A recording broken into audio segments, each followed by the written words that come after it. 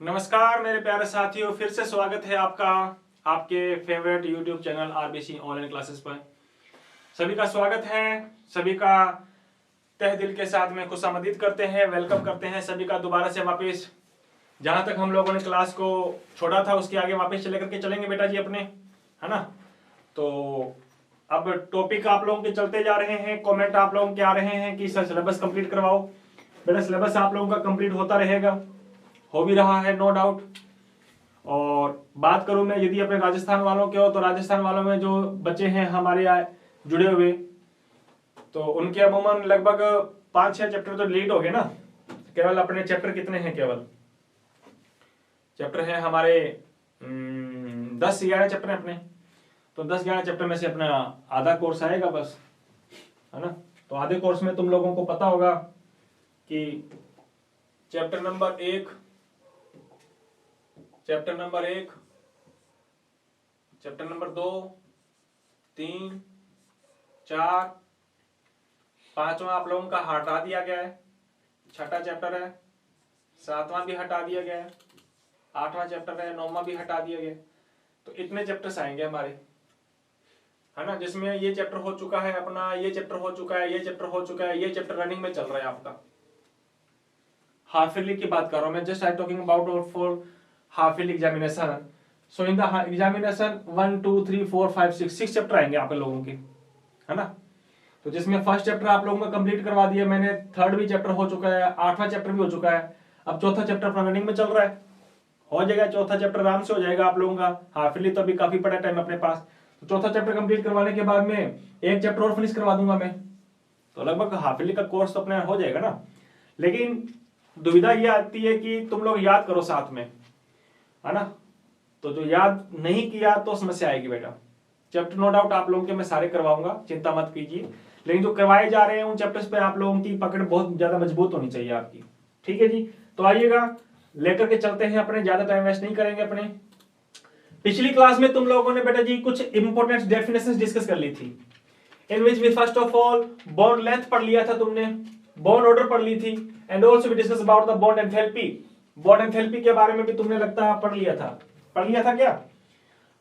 Bond ऊर्जा भी पढ़ ली थी, हाँ पढ़ ली थी बॉन्ड ऊर्जा। तो आज अपने स्टार्ट करेंगे बेटा जी।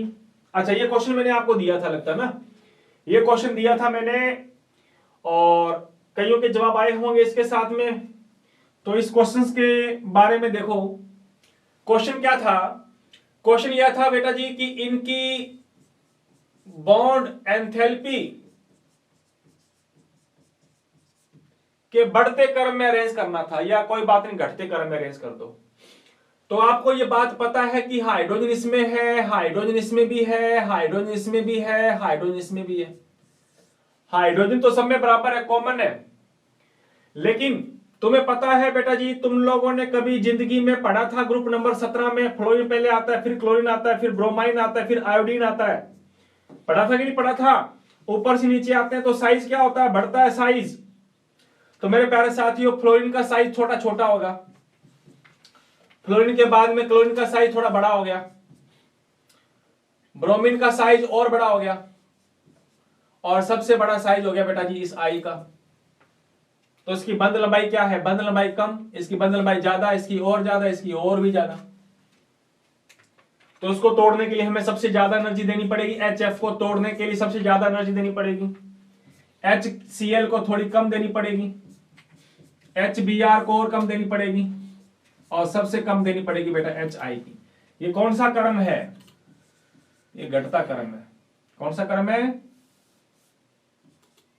घटता, डिसेंडिंग ऑर्डर है बेटा ये, ठीक है ना। बढ़ता क्रम लिखो तो बढ़ता क्रम उल्टा लिख देना, HI की कम है, HI से ज्यादा है, बंद ऊर्जा HBr की, HCl की और ज्यादा, और HF की और ज्यादा। ये बढ़ता क्रम है, असेंडिंग ऑर्डर, ये बढ़ता क्रम है। क्लियर है? कोई दिक्कत नहीं, लिख सकते हो, कोई कंफ्यूजन नहीं, आ जाओ। चलिए आइए, तो आज की क्लास अपने स्टार्ट करते हैं। तो हेडिंग डालो,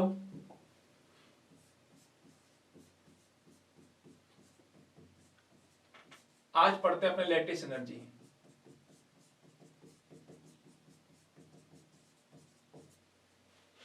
जालक ऊर्जा।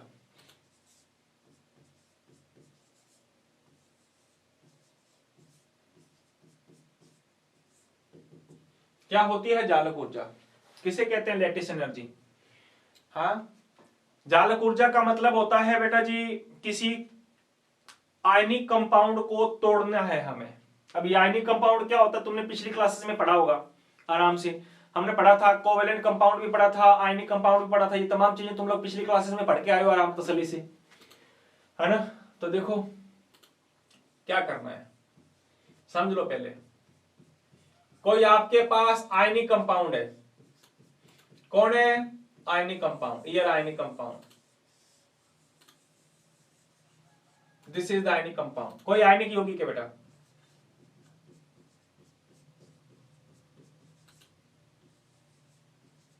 कौन है?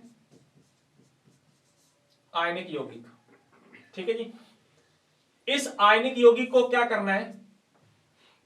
इस आयनिक यौगिक को तुम्हें ब्रेक करना है, तोड़ना है। क्या करना है? ब्रेक करना है। इसको ब्रेक करना है आपको, है ना, तोड़ना है इसको। अब ब्रेक किस में करना है? ब्रेक करना है बेटा जी आयन्स में। किस में? आयनों में। आयनों में तोड़ना है, आयनों में तोड़ना है। और ये जो आयन तुम लोगों को मिलने चाहिए ना, ये आयन बेटा जी हमें कौन सी फॉर्म में मिलने चाहिए? ये आयन हमें गैसेस फॉर्म में मिलने चाहिए, गैसीय अवस्था में, गैस में मिलने चाहिए। किस में मिलने चाहिए? गैस फॉर्म में। तो आयनिक कंपाउंड को तोड़ना है आयनों में, और वो आयन भी हम लोगों को कौन सी फॉर्म में मिलने चाहिए? गैसेस फॉर्म में मिलने चाहिए, गैसीय अवस्था में। क्लियर है बात? तो इसी छोटी सी बातों से हम लोग इसकी डेफिनेशन बनाएंगे। तो आयनिक कंपाउंड को उसके रिलेटिव, हाँ जी, रिलेटिव, रिलेटिव का मतलब होता है उसमें कौन कौन से आयन है, उसके रिलेटिव गैसेस आयन में तोड़ना है, आयनों में तोड़ना है। लेकिन वो आयन भी कौन सी फॉर्म में आने चाहिए? गैसीय फॉर्म में आने चाहिए, गैस अवस्था में, गैस अवस्था में। तो किसी आयनिक यौगिक को उसके संबंधित, क्या बेटा जी, संबंधित आयनों में तोड़ने के लिए, है ना, उसके संबंधित आयनों में तोड़ने हैं। लेकिन वो आयन भी हमें कौन सी अवस्था में आने चाहिए? गैसीय अवस्था में। अजीब सी परिभाषा है लेकिन बहुत आसान है। तो आयनिक यौगिकों को उसके संबंधित गैसीय आयनों में तोड़ने के लिए, आयनिक यौगिक को उसके संबंधित गैसीय आयनों में तोड़ने के लिए जिस ऊर्जा की आवश्यकता पड़ती है बेटा जी, उस ऊर्जा को हम क्या बोलेंगे? जालक ऊर्जा। हाँ, एग्जाम्पल से समझो आप। जैसे तुम लोगों ने पढ़ा था कि NaCl है, NaCl। अब NaCl को तुम लोगों ने क्या करना है? ब्रेक करना है, ब्रेक करना है बेटा। ठीक है जी, इसको तोड़ना है तुम लोगों को। अब ब्रेक करना है, इसको तोड़ना है, तो तोड़ेगो तो बेटा जी तोड़ोगे तो मिलेगा तुम्हें एक Na+ और एक मिलेगा Cl-। आयन मिले कि नहीं मिले? एक मिलेगा सोडियम आयन और एक मिलेगा क्लोराइड आयन। आयन तो मिलेंगे, लेकिन ये आयन जो है मेरे रसगुल्ले, ये आयन कौन सी अवस्था में होने चाहिए? गैसीय अवस्था में होने चाहिए, गैसीय अवस्था में, गैसीय अवस्था में होना चाहिए। तो किसी कंपाउंड को बोले तो आयनिक कंपाउंड को उसके गैसीय आयनों में तोड़ने के लिए जिस ऊर्जा की आवश्यकता होती है उसको बोलते हैं जालक ऊर्जा। For dissociate the ionic compound into the relative gases ions, that's known as the lattice energy. I again repeat, the energy which is required for break the ionic compound into the relative gases ions. किसी आयनिक यौगिक को उसके संबंधित आयनों, वो भी कौन सी अवस्था में? गैसीय अवस्था, उसके गैसीय अवस्था से संबंधित आयनों में तोड़ने के लिए जिस ऊर्जा की आवश्यकता होगी उसको हम क्या बोलेंगे? जालक ऊर्जा। डेफिनेशन लिखनी है तो ये लीजिए, लिख सकते हो डेफिनेशन बेटा। क्या लिख सकते हो? द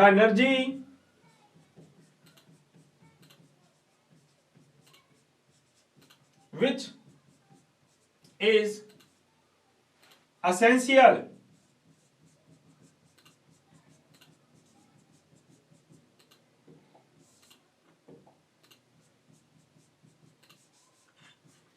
for क्या करने के लिए बेटा, डिएसोसिएटेड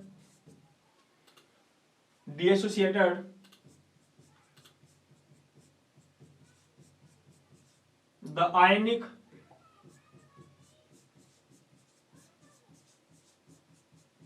compound into relatives gaseous ions. That's known as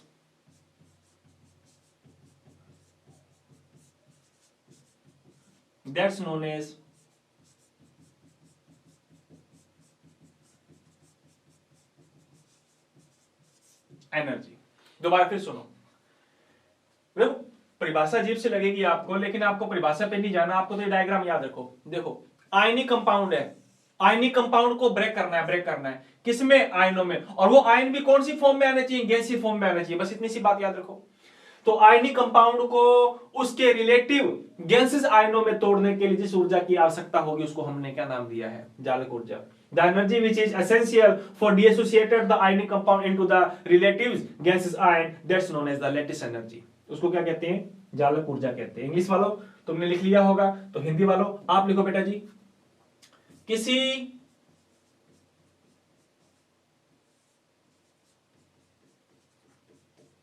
आयनिक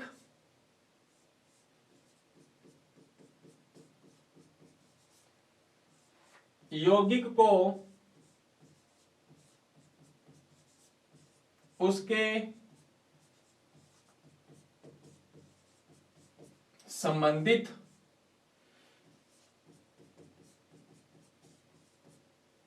गैसीय आयनों में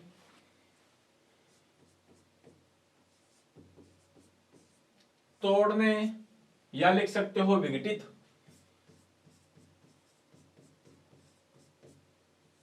विघटित करने के लिए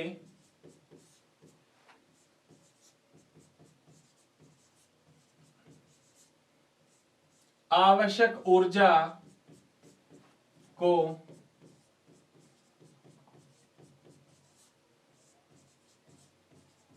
जालक ऊर्जा कहते हैं। बात समझ में आई? आयनिक कंपाउंड को तोड़ना है, किसमें तोड़ना है, आयंस में तोड़ना है, लेकिन वो आयंस भी हमें कौन सी फॉर्म में मिलने चाहिए, गैसेस फॉर्म में मिलने चाहिए। तो आयनिक कंपाउंड को उसके गैसीय आयनों में तोड़ने के लिए जिस ऊर्जा की आवश्यकता पड़ेगी उसको तुम क्या बोलोगे मेरे रसगुल्लो, जालक ऊर्जा, लैटिस एनर्जी। क्लियर है? अब एक बात यह है कि ये जो एनर्जी है ना बेटा, इसको हम आसानी से फाइंड नहीं कर सकते। क्यों नहीं कर सकते? क्योंकि ऐसा नहीं है कि तुमने एक बार उसको एनर्जी दे दी और एक बार एनर्जी देने के बाद में वो आयनिक कंपाउंड टूट गया और टूटने के बाद उसने सीधा गैसेस आयन बना लिया, कभी नहीं मिलता ऐसे। तो याद रखना, जालक ऊर्जा को कभी भी हम आसानी से याद नहीं कर सकते, फाइंड नहीं कर सकते, कैलकुलेट नहीं कर सकते। तो ये लाइन भी काफी इंपॉर्टेंट बनती है, लिखना चाहो तो लिख सकते हो, द लेटिस एनर्जी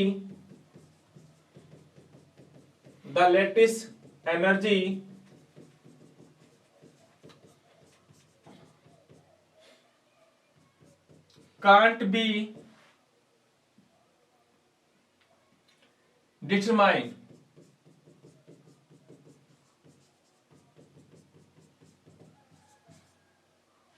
easily.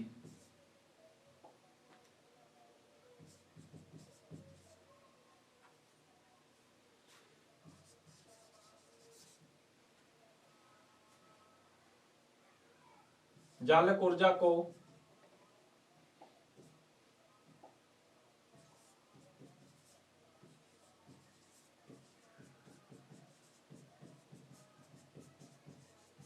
सीधे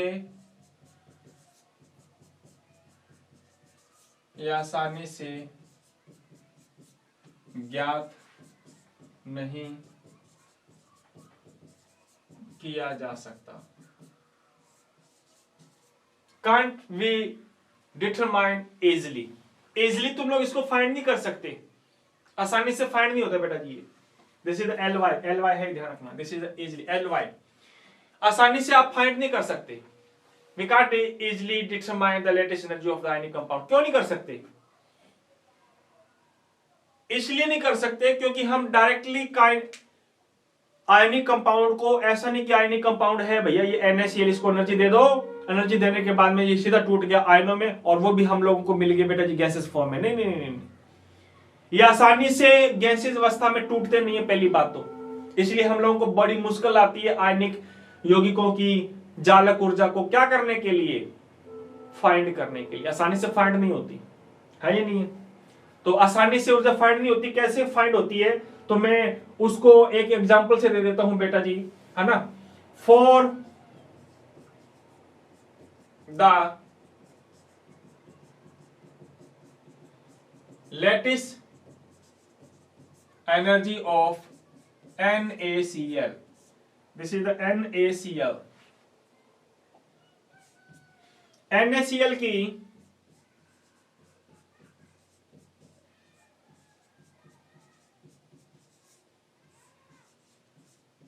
जालक ऊर्जा हेतु, अब आपको फाइंड करना है NaCl की जालक ऊर्जा। So how can you determine the lattice energy of the NaCl? कैसे डिटरमाइन करोगे आप, कैसे फाइंड करोगे? आओ, मैंने कहा था आसानी से फाइंड नहीं होती, थोड़ा तसल्ली से समझना बेटा, ठीक है, आराम से समझना। ये लो, ये है तुम्हारे सामने NaCl जो है बेटा जी सॉलिड फॉर्म में,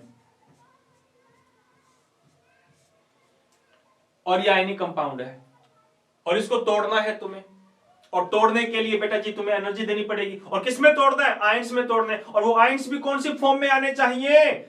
गैसेस फॉर्म में आने चाहिए। तो आओ तोड़ो, दे दो एनर्जी, फिर लो, पहले एनर्जी दे दी, ये लो। सबसे पहले मैंने बेटा जी जो एनर्जी दी है उसको मैं नाम दूंगा बंद ऊर्जा, ये लो।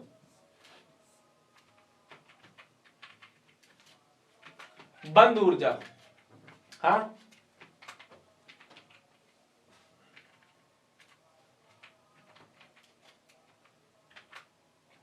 बॉन्ड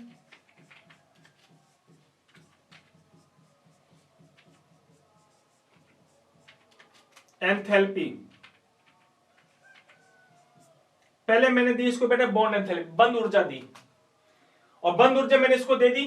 ओके, बंद ऊर्जा देने के बाद अब ये बॉन्ड टूट चुका है, Na अलग Cl अलग।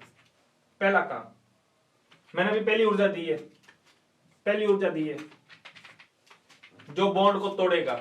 बॉन्ड टूट चुका है, बॉन्ड टूट चुका है। अच्छा, बॉन्ड तोड़ने से पहले तुम एक एनर्जी और दो इसको यार। क्या दो? इसको पहले पिघलाते हैं, पिघलाते हैं अपने इसको, NaCl लिक्विड पहले पिघलाते हैं। बोले तो इसको दो पहले गलन ऊर्जा। गलन ऊर्जा का मतलब होता है मेल्टिंग एनर्जी या फ्यूजन एनर्जी।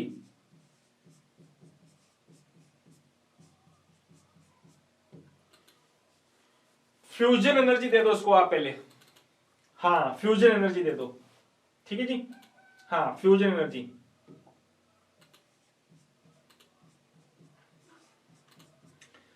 तो फर्स्ट ऑफ ऑल इसको देते अपने फ्यूजन गलन ऊर्जा। थोड़ा ध्यान देना पहले सामने, NaCl को गलन ऊर्जा दे दी, NaCl पिघल गया। गलन का मतलब होता है, फ्यूजन का मतलब होता है उसको मैंने मेल्ट कर दिया हमने, मेल्ट लिख दो, मेल्ट, मेल्टिंग करवाई उसकी मैंने। तो NaCl हो चुका है बेटा लिक्विड में चेंज हो चुका है। किस में चेंज हो चुका है? लिक्विड में बदल चुका है। ये लो, लिक्विड में बदल गया, पहले सॉलिड फॉर्म में था, अब लिक्विड में बदल गया। ओके, अब क्या करो, अब फिर से ऊर्जा दो इसको। अब मैं ऊर्जा दे रहा हूं बेटा जिसको बंद ऊर्जा, ये लो। अब मैंने इसको दी है बॉन्ड एंथैल्पी या बॉन्ड एनर्जी, दी है मैंने, दूसरी एनर्जी दे दी, दूसरी ऊर्जा दी है मैंने। फिर बॉन्ड एनर्जी देनी पड़ेगी ताकि ये NaCl का जो बॉन्ड है ये टूट जाए, Na में टूट जाए और Cl में टूट जाए। देखो ये टूट चुका है या नहीं? Na में टूट चुका और Cl में टूट चुका है, पहली बात, अभी टूट चुका है, कोई दिक्कत नहीं। ओके, अच्छा अब क्या होगा? अब क्या होगा नेक्स्ट?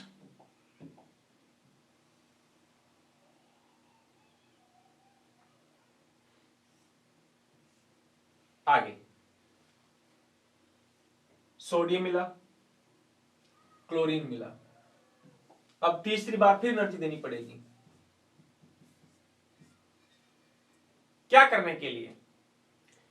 अब इसको दो बेटा जी वेपराइजेशन एनर्जी, ये तो हिंदी में लिख देता हूं मैं,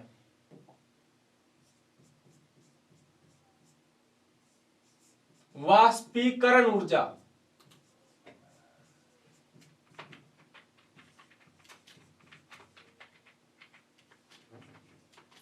वेपराइजेशन एनर्जी। अब इसको वेपराइजेशन ऊर्जा दो, वेपराइजेशन ऊर्जा किसको? इस NaCl को, Na प्लस, वाष्पीकरण ऊर्जा दो, वाष्पीकरण। अब ये वाष्पीकरण तो चुके, Na मिल गया और Cl मिल गया, वो भी कौन सी फॉर्म में मिल गया? अब ये मिल गया मुझे गैसेस फॉर्म में, ये भी गैसेस फॉर्म में। क्या आयन मिले? नहीं नहीं नहीं नहीं, अभी आयन नहीं मिले, अभी आयन प्राप्त नहीं हुए, नहीं ऊर्जा देता जा रहा हूं, देखो 3 बार ऊर्जा दे दी मैंने। अब चलो, अब इधर, अब क्या होगा? अब ऊर्जा दो बेटा जी Ip, Ip का मतलब तीसरी बार ऊर्जा दे देना, मैं देखो रेड पेन से लिख देता हूं। अब देखो बेटा जी Ip, Ip का मतलब होता है आयोनाइजेशन, आयोनाइजेशन पोटेंशियल, आयनन विभव।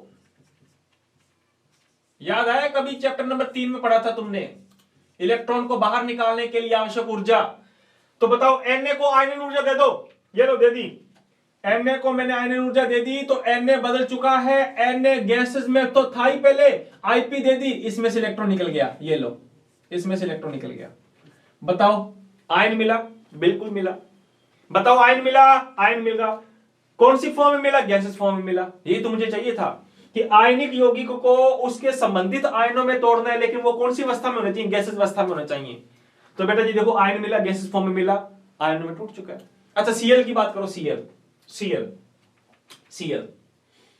जो हमारा ये Cl है, ये वाला Cl, ये वाला Cl, ये वाला, इसको मैं कहां लिख देता हूं?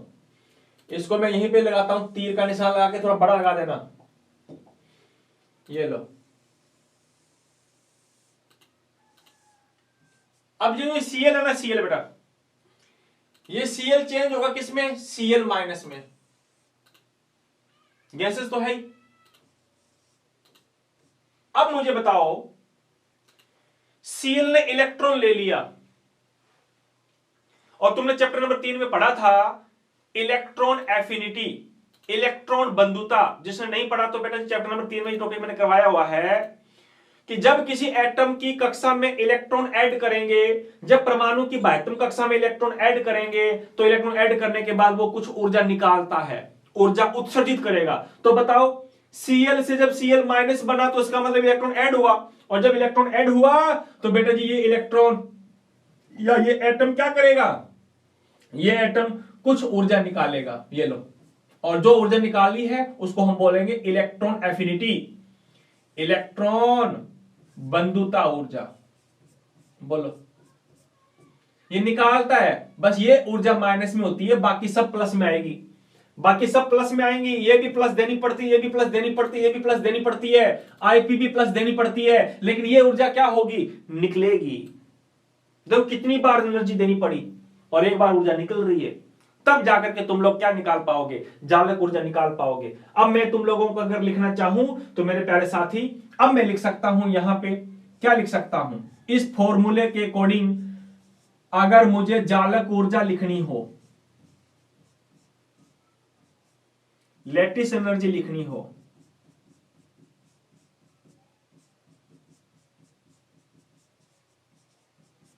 तो बताओ वो लैटिस ऊर्जा किसके बराबर आएगी? क्या एक साथ दे दी तुमने? नहीं नहीं नहीं नहीं नहीं, एक साथ देने पर तुम लोगों का कभी भी आयनिक यौगिक सीधा नहीं बदलेगा, धीरे धीरे बदलेगा।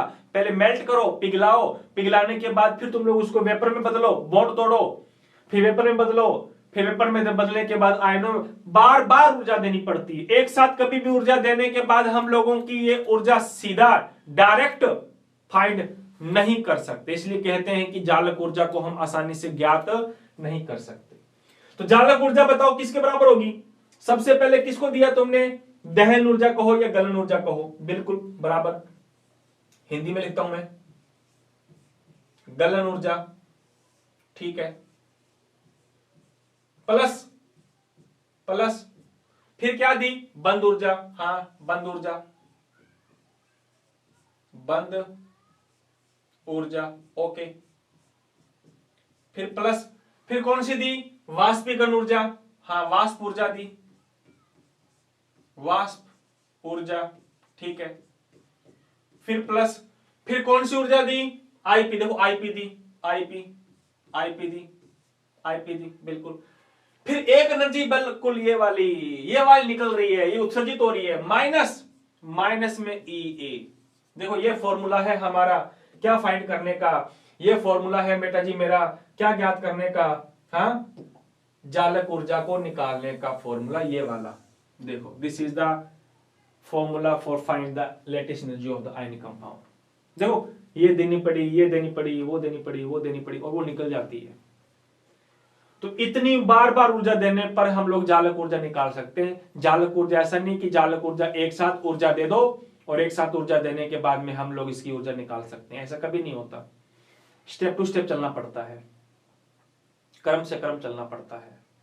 तो किसी आयनिक यौगिक को, मैंने परिभाषा बताइए बेटा जी, किसी आयनिक यौगिक को क्या करने के लिए? उसके संबंधित गैसीय आयनों में तोड़ने के लिए जिस ऊर्जा की आवश्यकता पड़ती है उसको बोलते हैं जालक ऊर्जा। फिर मैंने कहा कि जालक ऊर्जा को हम आसानी से इजीली फाइंड नहीं कर सकते, नहीं कर सकते। तो देखो NaCl का एग्जांपल लिया, पहले इसको पिघलाओ, पिघलाने के लिए ऊर्जा दो, पिघलाने के बाद में बॉन्ड तोड़ो, बॉन्ड ऊर्जा दो, फिर तुम लोग उसको वाष्प में बदलो, वाष्पीकरण ऊर्जा दो, फिर इलेक्ट्रॉन निकालो, इलेक्ट्रॉन निकालने के लिए तुम्हें आईपी देनी पड़ेगी, फिर ये तुम लोगों का जब इलेक्ट्रॉन गेन कर लेगा ये तो अपने आप ऊर्जा दे देगा हमें माइनस में।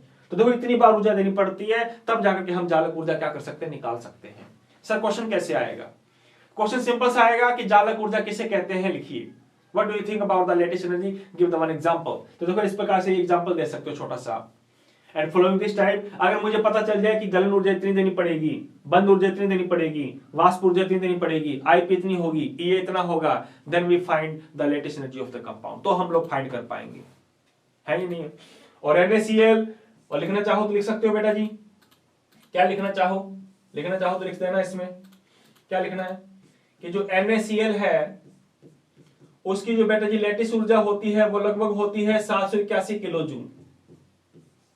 ठीक है जी, इतनी ऊर्जा देनी पड़ती है हम लोग। एक साथ ऐसा नहीं है कि हमने सीधी फाइंड कर ली, बल्कि ये सब वैल्यू को जोड़ने के बाद उसका माइनस करते हैं, तब जाकर के ये वैल्यू लगभग हमारी इतनी आती है, 781 के आसपास आती है।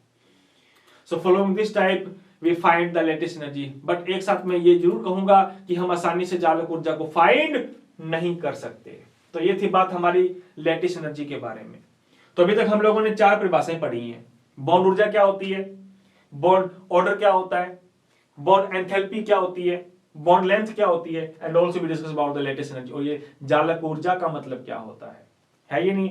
तो यहां तक हमने डिस्कस किया। चलिएगा, डेफिनेशंस हमारी कंप्लीट हो चुकी हैं, परिभाषाएं हमारी कंप्लीट हो चुकी हैं। अब अपना एक नया टॉपिक लेते हैं, स्टार्ट करते हैं। आइएगा, तो नया टॉपिक है हमारा, काफी इंटरेस्टिंग टॉपिक है। हेडिंग डालो रेजोनेंस।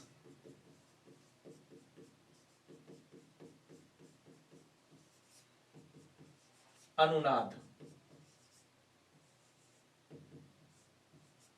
अनुनाद क्या होता है? रेजोनेंस किसे कहते हैं? अनुनाद। हाँ, रेजोनेंस का मतलब क्या होता है बेटा? सुनो, अनुनाद का मतलब बताने से पहले, अनुनाद का मतलब बताने से पहले मैं तुम्हें बताता हूं स्ट्रक्चर O3 की। O3 बोले तो ओजोन। कोई ओजोन की स्ट्रक्चर बना पाएगा क्या? हाँ, ओजोन की संरचना बना देगा क्या बेटा जी कोई? हाँ बिल्कुल। तो आओ मैं बनाता हूं ओजोन की स्ट्रक्चर। ऑक्सीजन कितने हैं? 3 है। ऑक्सीजन के पास वैलेंस इलेक्ट्रॉन कितने होते हैं? 6। इसके पास में भी 6। आओ इलेक्ट्रॉन दिलाओ। 2 इलेक्ट्रॉन इसने दे दिए, 2 उसने दे दिए, बॉन्ड बना लिया, ठीक है। इसका ऑक्टेट कंप्लीट, इसका भी कंप्लीट। अब क्या करेगा? इसने इलेक्ट्रॉन नहीं दिया, इसने इलेक्ट्रॉन दिया, इसने 2 इलेक्ट्रॉन दे दिए, ये लो, इसका भी ऑक्टेट कंप्लीट। और जो बीच में हमारा ये जो है ऑक्सीजन बेटा, उसका ऑक्टेट भी कंप्लीट हुआ कि नहीं हुआ? अब इसकी मैं स्ट्रक्चर बनाऊं तो इसके साथ बना रहा है डबल बॉन्ड, और इसके साथ बना रहा है ये कौन सा? Coordination bond. स्ट्रक्चर ऐसे बन गई, बताओ, बिल्कुल सही है। हाँ अच्छा, अगर ऐसे स्ट्रक्चर नहीं बनेगी तो मेरे प्यारे रसगुल्ले, तुम जानते हो ऑक्सीजन के पास 7 इलेक्ट्रॉन, सॉरी 8, 6 होते हैं, 7 8 नहीं होते, 6 होते हैं। ये लो, इसके पास में भी 6। अब क्या होगा भैया? इसके साथ इसने 2 इलेक्ट्रॉन देकर बॉन्ड बनाया है। ये लो, मैंने कह दिया कि ये लो, 2 इलेक्ट्रॉन इसने दे दिए, 2 इसने दे दिए, ये लो बॉन्ड इसके साथ बना लिया। हाँ, ये लो, 2 उसने दे दिए और 2 ऊपर वाले ने दे दिए, बॉन्ड इसके साथ बना लिया, डबल बॉन्ड। अब ये कहता कि तुम मत दे, मैं दे दूंगा। ये लो, 2 इलेक्ट्रॉन इसने इसको दे दिए, ये लो शेयर इसके साथ कर लिए, इसका भी कंप्लीट। और बीच में जो बैठा है हमारा ये ऑक्सीजन, इसका भी ऑक्टेट क्या हो चुका है? कंप्लीट हो चुका है। हो चुका है कि नहीं हो चुका है बेटा? बिल्कुल हो चुका है, देख लो। अब इसका मतलब क्या है? इसका मतलब यह है कि इस ऑक्सीजन ने अब इसके साथ डबल बॉन्ड बनाया है, और इसके साथ कौन सा बनाया है? इसके साथ बेटा जी कोऑर्डिनेशन बॉन्ड बनाया है, देख लो। अब स्ट्रक्चर तुम लोग ये वाली सही मानोगे कि ये वाली स्ट्रक्चर सही मानोगे? बताओ कौन सी स्ट्रक्चर सही मानोगे? सर दोनों एक जैसी हैं। एक जैसी नहीं है, देखो डबल बॉन्ड इधर बन रहा है, ये 1 नंबर एटम है, ये 2 नंबर, ये 3 नंबर मान लो, तो 1 नंबर पहले डबल बॉन्ड था, देखो इनके बीच में सिंगल आ गया, पहले वहां पे सिंगल था, डबल आ गया, देखो। तो ये वाली स्ट्रक्चर सही मानोगे या ये वाली स्ट्रक्चर सही मानोगे? कौन सी स्ट्रक्चर सही मानोगे? बताओ हमें, कंफ्यूज हो गए हम लोग। ये भी स्ट्रक्चर सही है और स्ट्रक्चर वो भी सही है, लेकिन समस्या आती है, क्या आती है? ओजोन के कुछ गुणधर्म ऐसे हैं जिनकी व्याख्या हम इस स्ट्रक्चर से करेंगे, और दूसरे कुछ गुणधर्म ऐसे हैं जिनकी व्याख्या हम लोग इस गुणधर्म से करेंगे, इस स्ट्रक्चर से, सॉरी। केवल मात्र इस एक स्ट्रक्चर से ओजोन की सारी प्रॉपर्टीज एक्सप्लेन नहीं की जा सकती, और ना ही इस स्ट्रक्चर एक से हम लोग सारी स्ट्रक्चर प्रॉपर्टीज एक्सप्लेन नहीं कर सकते। तो सर फिर क्या करें? आधी स्ट्रक्चर, आधी प्रॉपर्टी इस स्ट्रक्चर से एक्सप्लेन होती है, और आधी अधूरी प्रॉपर्टी इस स्ट्रक्चर से एक्सप्लेन होती है। तो बताओ फिर दोनों स्ट्रक्चर में से किसको सही माने? आधी ये बता रहा है, आधी प्रॉपर्टी वो बता रहा है। By this structure we explain some properties of the ozone, and also we explain by this structure some properties of the ozone also explain. इसके थ्रू भी एक्सप्लेन कर सकते हैं, लेकिन पूरी नहीं, सम प्रॉपर्टी। इसके भी पूरी नहीं, सम प्रॉपर्टी। किसकी स्ट्रक्चर सही मानोगे? पता नहीं। इसलिए साइंटिस्टों ने क्या किया? इन दोनों स्ट्रक्चरों को मिला दिया, इन दोनों स्ट्रक्चरों को मिला दिया। जब इन दोनों स्ट्रक्चरों को मिला दिया तो बेटा जी मिलाने पर उन्हें यह स्ट्रक्चर बनाई कि O था, सिंगल बॉन्ड तो बनाएगा इसके साथ, सिंगल बॉन्ड इसके साथ में भी बनाएगा, बिल्कुल बनाएगा, लेकिन डबल बॉन्ड ये इसके साथ में भी बना सकता है, और डबल बॉन्ड ये इसके साथ में भी बना सकता है, ऐसे। ये मैंने डैश डैश दिखाना, ध्यान रखना। डबल बॉन्ड इसके साथ में भी बना सकता है, ऐसे। अब ये जो स्ट्रक्चर बनाई है, इस स्ट्रक्चर में तुम लोगों को दोनों स्ट्रक्चर दिख रही होंगी, देखो। इसको साफ करूं तो वो वाल मिल गई, इसको ढक लूं तो वो माल मिलेगी। तो इस स्ट्रक्चर को हमने नाम दिया है बेटा जी रेजोनेंस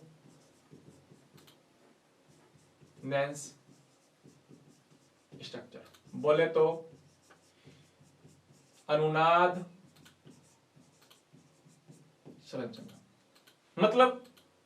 मतलब ये हुआ कि कुछ कंपाउंड ऐसे हैं जिनकी एक से ज्यादा स्ट्रक्चर बनती है। देखो इसकी दो दो बन गई, किसी की दो बनती, किसी की तीन, किसी की चार चार बन जाती हैं। तो कुछ कंपाउंड ऐसे हैं जिनकी दो या दो से ज्यादा संरचनाएं बन जाती हैं, और जिनकी दो या दो से ज्यादा संरचनाएं बनती हैं तो किसी भी एक स्ट्रक्चर से हम सारी प्रॉपर्टी एक्सप्लेन नहीं कर सकते। इस एक स्ट्रक्चर से सारी प्रॉपर्टी एक्सप्लेन नहीं कर सकते। We can't explain the all property by this one structure. एक स्ट्रक्चर से सारी प्रॉपर्टीज को एक्सप्लेन नहीं किया जा सकता। इसलिए सारी स्ट्रक्चर्स को हम मिलाते हैं, जितनी भी बनी 2, 3, 5 सभी स्ट्रक्चर्स को मिलाकर हम एक काल्पनिक संरचना बनाते हैं। काल्पनिक का मतलब है इमेजिनरी, वो सच में नहीं होती, बस हमने अपने माइंड के अंदर, अपने खोपड़ी के अंदर, अपने भेजे के अंदर हम लोगों ने वो स्ट्रक्चर बनाई है। जैसे ये बना दी, ये स्ट्रक्चर कभी भी पॉसिबल नहीं है, सही नहीं है, बस हमारी काल्पनिक संरचना है। काल्पनिक का मतलब है हमने इमेज कर रखा है। तो हम सभी स्ट्रक्चर्स को मिलाकर एक इमेजिनरी स्ट्रक्चर बनाते हैं, काल्पनिक संरचना बनाते हैं। उस काल्पनिक संरचना को हम क्या कहते हैं? अनुनाद संरचना कहते हैं। और इस प्रभाव को हम क्या कहेंगे? अनुनाद प्रभाव। क्या कहेंगे? अच्छा, परिभाषा क्या लिखना चाहोगे? तो देखो मैं लिख देता हूं। क्या लिखना चाहोगे? कुछ मार्कर पतला कर लेते हैं। कुछ यौगिक ऐसे हैं जिनकी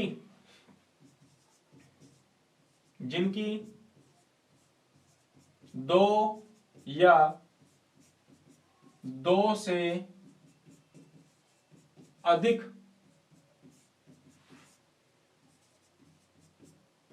संरचना संभव नहीं लिखते हैं, बनती हैं,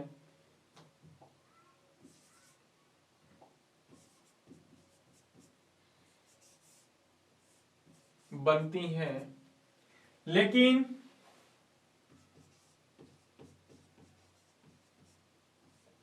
किसी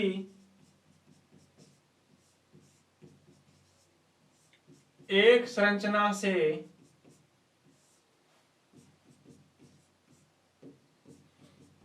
सभी गुणों को क्या नहीं कर सकते? सभी गुणों को समझाया नहीं जा सकता। इसलिए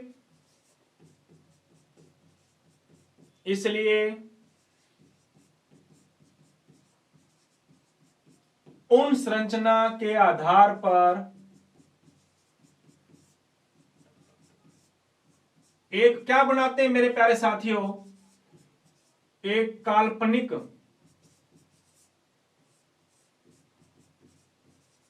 संरचना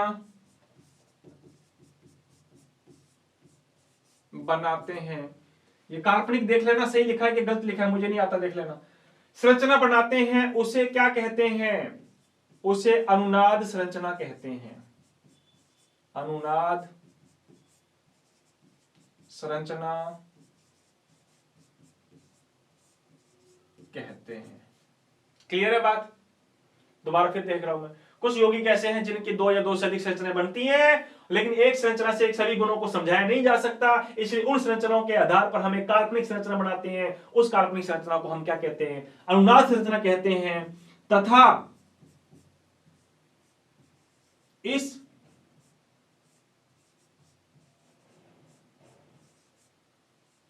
प्रभाव को क्या कहते हैं?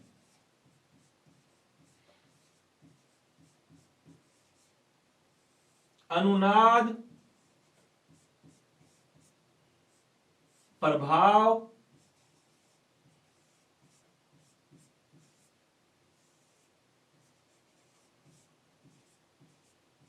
कहते हैं।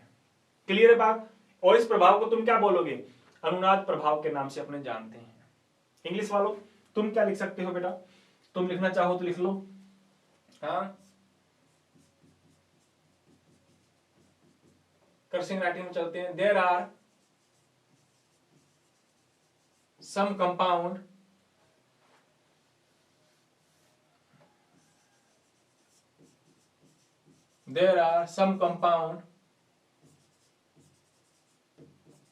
which have two or more than two structure.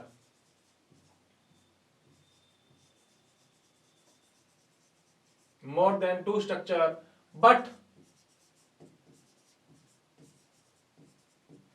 we can't be explained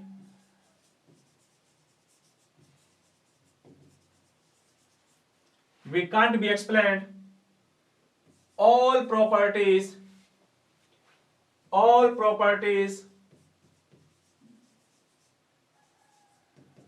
by any one structure.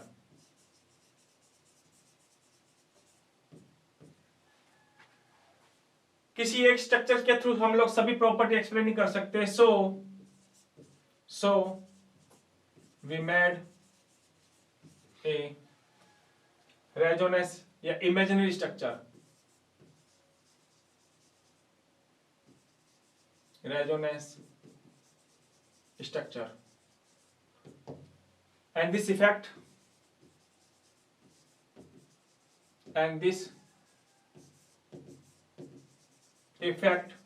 is known as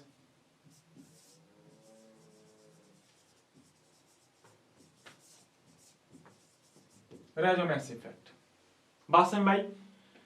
So there are some types of the compound which have the two and the more than two structures, but any one structure we can't explain the all properties of the compound. किसी एक structure के through हम लोग सभी property explain नहीं कर सकते बेटा जी, इसलिए उनके आधार पे हम लोग क्या बनाते हैं, एक रेजोनेंस स्ट्रक्चर बनाते हैं, ठीक है ना, जो एक वास्तविक स्ट्रक्चर नहीं होती, ध्यान रखना इस बात को, एक इमेजिनरी स्ट्रक्चर होती है, ये काल्पनिक संरचना होती है, काल्पनिक संरचना। क्लियर है बात? हाँ, काल्पनिक संरचना होती है, इसके आधार पे हम लोग बनाते हैं, और इस पूरे गुणधर्म को तुम क्या बोलोगे, पूरे फिनोमिनन को, पूरे इफेक्ट को, पूरे प्रभाव को क्या बोलोगे आप, रेजोनेंस के नाम से हम लोग जानते हैं। क्लियर है बात? तो रेजोनेंस क्या होता है हमने पढ़ा, और रेजोनेंस स्ट्रक्चर क्या होती है ये हमने पढ़ी।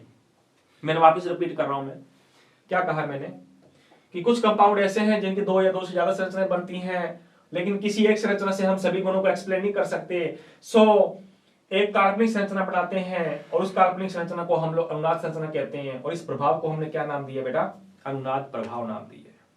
बात आई समझ में? कोई दिक्कत है क्या? कोई दिक्कत नहीं है। एक एग्जांपल देखो, फिर आप एक एग्जांपल और देख लो, आप एक एग्जांपल और ले रहे हो, CO2 लेते हैं, CO2 की, ये लो नए स्लाइड से ले लेते हैं अपने CO2 का एग्जांपल। तो लीजिए बेटा जी, CO2 आ रहा है आपके सामने, C के पास में O आ गया, देखते हैं CO2 की कितनी बनेंगी स्ट्रक्चर्स। तुम्हें पता है कार्बन के पास बेटा जी कितने इलेक्ट्रॉन, 4, ऑक्सीजन के पास 6, ये लो 2 इलेक्ट्रॉन इसने दे दिए, 2 इसने दे दिए, 2 इसने दे दिए, 2 इसने दे दिए, अरे हो जा साफ, ये लो 2 कार्बन ने दे दिए, 2 ऑक्सीजन ने दे दिए, क्लास स्टेबल। ऐसे ही ये वाला कार्बन क्या करेगा बेटा, 2 ये दे देगा, 2 ये वाला दे देगा, 2 ऑक्सीजन ने दे दिए, 2 इस कार्बन ने दे दिए, इसकी क्लास भी स्टेबल, बल्ले बल्ले। और बीच वाला कार्बन ये बच गया, इसकी भी क्लास स्टेबल। क्या बात है, लाजवाब। अब देखोगे तो बेटा जी मेरे प्यारे रसगुल्ले, इसके साथ भी डबल बॉन्ड बना रिया है, और इसके साथ भी डबल बॉन्ड बना रिया है, देख लो। तो पहली तो स्ट्रक्चर ये होगी, एक स्ट्रक्चर ये होगी। क्या इसके अलावा कोई और स्ट्रक्चर बना सकता है क्या, बताओ? CO2, क्या इसके अलावा कोई और स्ट्रक्चर इसकी जैसी बन सकती है क्या? बना सकते हो क्या? आओ बना के देखते हैं, आ जाओ। ये पहली स्ट्रक्चर होगी, दूसरी यहां बनाते हैं, ये लो, इसको साफ करते हैं एक बार, इतना साफ हो जा भैया तुम।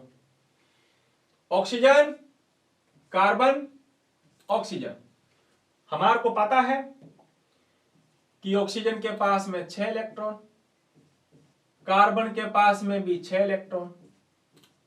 ये लो, है या नहीं है? अच्छा, अब क्या होगा देखना। अरे इधर देख, इधर इधर देख, इधर। अरे मेरे रसगुल्ले थोड़ा इधर देख। 2 इलेक्ट्रॉन इसने दे दिए, वल्ला हबीबी दे दिए। 2 इसने दे दिए, क्या बात है। 2 उसने दे दिए और 2 ऑक्सीजन ने दे दिए। कोई दिक्कत नहीं, कोई दिक्कत नहीं। अब इसने फिर से ये 2 इलेक्ट्रॉन दे दिए, फिर से ये दे रहा है, फिर से। अरे ये फिर से दे रहा है ये इलेक्ट्रॉन। अरे ऑक्सीजन तू मत भाग यार, वापिस आ जा। रेड से बना देता हूं। जो 2 बचे थे वापिस फिर दे दिए उसने, ये लो। फिर से उसने 2 दे दिए, ये लो, दे दिए। जब दे दिए तो बेटा जी इसकी क्लास स्टेबल। अब कार्बन के पास में कितने इलेक्ट्रॉन है? इस ऑक्सीजन ने एक भी नहीं दिया, उसने दे दिए उसको, उसने दे दिए इसको, कार्बन ने दे दिए। लो, कार्बन ने दे दिए इसको। ये लो, शेयर कर ले कि ले जा, तुम भी क्या याद रखेगा। इसकी भी क्लास स्टेबल। और ऑक्सीजन को देखो, सॉरी बीच में कार्बन को देखो, कार्बन की भी क्लास स्टेबल। देख लो, किसी ने सोचा नहीं था कि ये भी बन गई स्ट्रक्चर हमारी। क्या बन गई कि कार्बन इसके साथ बना रहा है डबल, और ये वाला बन गया बेटा जी कोऑर्डिनेशन बॉन्ड, और इसके साथ कौन सा बॉन्ड? Coordination bond. देख लो, एक स्ट्रक्चर ये बन गई हमारी। बनी कि नहीं बनी? देख लो, ये भी सही है, ये भी सही है। ऑक्टेट कंप्लीट करना था, देखो इसमें भी कंप्लीट कर रहा हूं मैंने सारा, और इसमें भी सभी का ऑक्टेट कंप्लीट हुआ कि नहीं हुआ। और मुझे लगता है एक स्ट्रक्चर और बन जाएगी, एक स्ट्रक्चर और बनेगी। बताओ वो स्ट्रक्चर कैसी बनेगी? अरे बोलो यार। ट्रिपल बॉन्ड इसके साथ बनाए, ट्रिपल बॉन्ड उसके साथ बना लेगा। अरे बोलो यार, एक तो तुम बोलते नहीं हो। सर हम कैसे बोले, हम तो अंदर बैठे हैं। ऐसी बोल दिया करो, आवाज आ जाएगी मेरे पास में। यस सर बोल दिया करो आप, ओके। हाँ, अंतर्यामी हूं, जो बोलेगा वो उसका मुझे पता चल जाएगी कौन बोल रहा है या नहीं है। हौसलों को ऐसे बुलंद रखना है हमें। अब आगे जो इसने 2 इलेक्ट्रॉन दे दिए, इस ऑक्सीजन ने भी 2 इलेक्ट्रॉन दे दिए। ये लो, इसने दे दिए 2 इलेक्ट्रॉन, कार्बन ने भी दे दिए 2 इलेक्ट्रॉन। अब ये कह रहा कि मैं वापस दे दूंगा। ये लो, अब ऑक्सीजन ने ये 2 और दे दिए। ये लो, इसकी क्लास स्टेबल। अब उस ऑक्सीजन ने एक भी नहीं दिया, ऑक्सीजन ने एक भी नहीं दिया, कार्बन ने दे दिए। ये लो, कार्बन इलेक्ट्रॉन दे दिए, कार्बन की क्लास भी स्टेबल। और बीच में जो बैठा है मेरे रसगुल्ले और कार्बन, सॉरी, उसकी भी क्लास स्टेबल। इसका मतलब क्या हुआ? इसका मतलब यह हुआ कि मेरे प्यारे साथी, इसके साथ बना रहा है सिंगल बॉन्ड, इसके साथ बनाया था डबल, और एक बना रहा है कोवेलेंट बॉन्ड के साथ में, कोऑर्डिनेशन बॉन्ड, सॉरी। देख लो, ये तीसरी स्ट्रक्चर बन गई।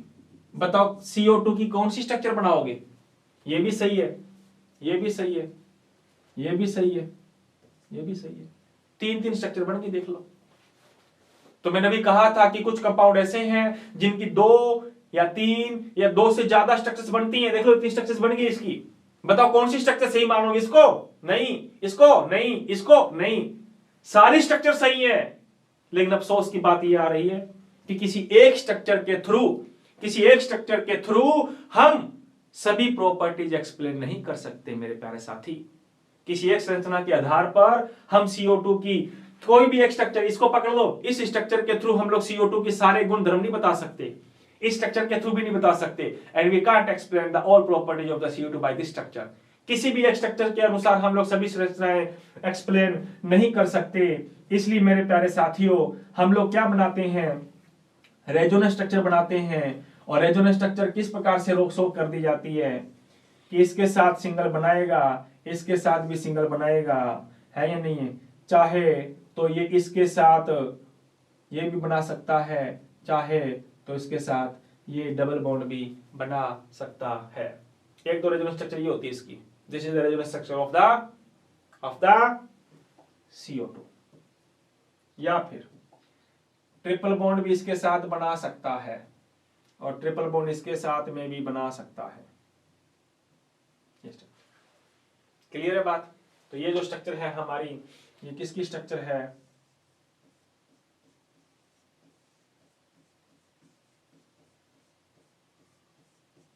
Resonance structure. बात समझ में आई कि नहीं आई? हाँ, बनाते क्यों है रेजोनेंस स्ट्रक्चर? यार सही तो है नहीं, सही नहीं होती है रेजोनेंस स्ट्रक्चर, गलत होती है, ये ध्यान रखना, सही नहीं होती। बनाते क्यों है अपने? हाँ, बनाते क्यों है? इसलिए बनाते हैं ताकि आदि गुण, आदि प्रॉपर्टी इससे पता चल जाती है, आदि प्रॉपर्टी इससे पता चल जाती है, आदि प्रॉपर्टी से पता चल जाती है, सबको मिला दो, ये मिली जुली सरकार बन गई हमारी, मिली जुली संरचना बन गई, और सारी प्रॉपर्टी हम इस गुण से बता सकते हैं, इस प्रॉपर्टी से, इसलिए हम बनाते हैं। तो मैंने आपको बताया कि कुछ कंपाउंड ऐसे हैं हमारे, कैसे हैं, कुछ कंपाउंड ऐसे हैं मेरे रसगुल्ले जिसमें एक यौगिक की बहुत स्ट्रक्चरें बनती हैं, एक से ज्यादा स्ट्रक्चर्स बनती हैं, लेकिन किसी भी एक स्ट्रक्चर के थ्रू हम लोग सभी गुणधर्म एक्सप्लेन नहीं कर सकते।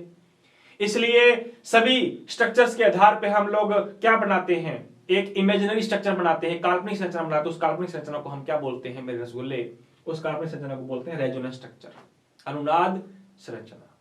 बात समझ में आई कि नहीं आई? हाँ, और इस प्रभाव को हमने क्या नाम दिया? इस प्रभाव को हमने नाम दिया है क्या? इस प्रभाव को नाम दिया है मेरे प्यारे साथी रेजोनेंस इफेक्ट। आपको रेजोनेंस स्ट्रक्चर बनानी होगी, ठीक है ना? किसकी किसकी? नंबर 1,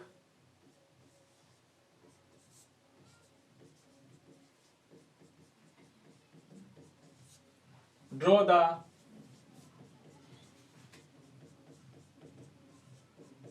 रेजोनेंस स्ट्रक्चर, अनुनाद संरचना बनानी है, ठीक है? किसकी बनानी है? Number 1 CO2, number 3 CO3 2 minus. हाँ, ये आ गया, मजा आ जैसी अब तो। और नंबर 3 बनाने की कोशिश करना, इनकी रेजोनेंस स्ट्रक्चर बनाने की कोशिश करना। नहीं बना पाओगे तो हम लोग अगली क्लास में जरूर बनाएंगे, है या नहीं? आसान है ये, ज्यादा टफ नहीं है, मुश्किल भी नहीं है इतना कि जितना तुम लोग समझ रहे हो। क्लियर है बात? हाँ, अभी जाना नहीं है, वापस आ जाओ, जाना नहीं है वापस आ जाओ। आओ इसके आगे चलते हैं, अपने एक टॉपिक और डिस्कस करते हैं बेटा जी अपना। मुझे बताओ रेजोनेंस समझ में आया कि नहीं आया? दोबारा समझा देता हूं कि कुछ कंपाउंड ऐसे हैं जिसकी एक से ज्यादा स्ट्रक्चर बनती हैं, दो से ज्यादा स्ट्रक्चर बनती हैं। कोई भी एक स्ट्रक्चर हमारी सभी गुण धर्मों को एक्सप्लेन नहीं करती, इसलिए हम लोग एक क्या बनाते हैं, काल्पनिक संरचना, इमेजिनरी स्ट्रक्चर बनाते हैं जो सही नहीं होती, है ना? उसको रेजोनेंस स्ट्रक्चर कह दिया, और इस प्रभाव को हमने क्या नाम दिया था? रेजोनेंस इफेक्ट नाम दिया। इनकी तुम लोगों ने कल क्या बना के लानी है? रेजोनेंस स्ट्रक्चर बना के लानी है, बना के पक्का लाना, नहीं तो फिर तुम लोगों को देख लेना, है ना? हाँ, ये शादियों का सिलसिला शुरू हो चुका है, नो डाउट सभी के घर के अंतर्गत कहीं ना कहीं या रिश्तेदारों के अंतर्गत शादियों का सिलसिला शुरू होने के बाद में शादियां जरूर होती होंगी, है ना? तो बेटा जी हमको पढ़ना भी है और मजे भी लेने हैं, मजे लेते रहना। शादी में शाम को आराम से मजे लेना, नाच वाच करना, खाना पीना, मजे लेना, है ना? लेकिन पढ़ाई भी हम लोगों की करनी है। तो शादी हमारी अपनी जगह होती रहेगी और पढ़ाई हम लोगों को भी करते रहना है ना? वैसे शादियां भी हर बार नहीं आती, शादियों में भी फुल लुत्फ उठाओ, मजे करो, लेकिन शादियों के साथ साथ तुम लोगों ने बेटा जी हमने थोड़ी स्टडी भी करते रहना है। क्लियर है? तो एक छोटा सा डेफिनेशन ले लेते हैं अपने, फिर आगे चल लेंगे, पूरा डिटेल डिस्कस कर लेंगे बाद में। तो हेडिंग डालो बेटा जी, डाइपोल मोमेंट। डाइपोल मोमेंट का मतलब होता है बेटा जी द्विध्रुव आघूर्ण। द्विध्रुव आघूर्ण क्या होता है, किसे कहते हैं, इसके बारे में हम लोगों ने डिस्कस करना है ना? डाइपोल मोमेंट को शो करेंगे बेटा जी म्यू से। किससे शो करेंगे? म्यू से। इसकी यूनिट में बता देता हूं, इसकी इकाई होती है बेटा जी कूलम इनटू मीटर, क्या? या फिर दूसरी इकाई होती है डी बाई, देखो डी बाई, यहां से बाय बाय भी आ गया, ठीक है जी? आज हमने केवल इसकी यूनिट पढ़ी है और इसको किसके द्वारा शो करते हैं वो पढ़ा है ना? इसके बारे में अपने अगली क्लास में ले लेंगे यार, समय हम लोगों की है ना साथ नहीं दे रहा है, कोई बात नहीं है। तो डाइपोल मोमेंट के साथ में हम लोग अगली क्लास में इसको पढ़ लेंगे और मैंने कहा था चैप्टर की शुरुआत जब की थी तब मैंने बताया था कि बेटा इस चैप्टर में हम लोग 3 थ्योरियां पढ़ेंगे, वेस्पर थ्योरी, वीपीटी और एमओटी, है ना। और इन तीनों थ्योरियों के बाद में हम लोगों की चैप्टर कंप्लीट हो जाएगा। और अगले क्लास में हम, नो डाउट अगले क्लास में हम एक वेस्पर थ्योरी स्टार्ट करवा देंगे। हाँ, वेस्पर थ्योरी स्टार्ट करवा देंगे। वेस्पर थ्योरी को समझाऊंगा भी, और समझाने के साथ साथ आप लोगों को मैं कुछ अलग तरीके से करवाने की भी कोशिश करूंगा ताकि वेस्पर थ्योरी आप लोगों को आसानी से समझ में आ जाए, ठीक है भी। और दूसरी बात, नोट्स वालों को मैंने आप लोगों को बताया कि नोट्स जो है वो चढ़ा दिए चुके हैं। आप प्ले स्टोर पे जिसका ऐप जिसने डाउनलोड नहीं की तो वो डाउनलोड कर लेना, और डाउनलोड करने के बाद में आप लोग उसमें लॉगिन करना, तो लॉगिन करने के बाद में आप लोगों को वहां पे 11th क्लास की केमिस्ट्री का ऑप्शंस मिल जाएगा, वहां पे आप लोग चैप्टर जो है वो डाउनलोड कर लेना, ठीक है। पीडीएफ डाल दी तो पीडीएफ डाउनलोड कर लेना, और आप इसकी हार्ड कॉपी निकलवा लेना घर पे लिखते हो तो ठीक है बेटा जी। सारी बातें हम लोग करेंगे दोबारा वापस कल की क्लास के अंतर्गत। तो आज की क्लास को हम लोग यहीं पे विराम देते हैं, मिलेंगे अपने कल की क्लास में। तो आज के लिए इतना ही, ध्यान रखना अपना, और जय हिंद जय भारत।